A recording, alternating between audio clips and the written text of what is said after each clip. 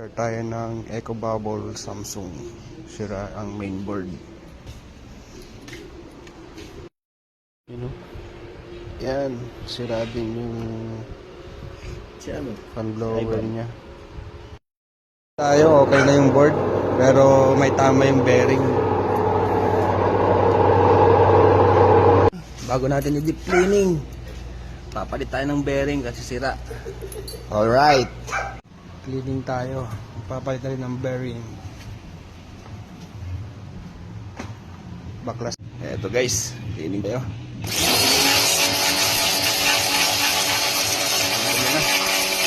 Pinturahan na din natin para magbukang bago.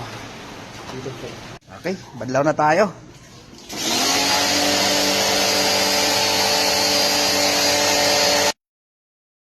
Stainless pa siya ulit.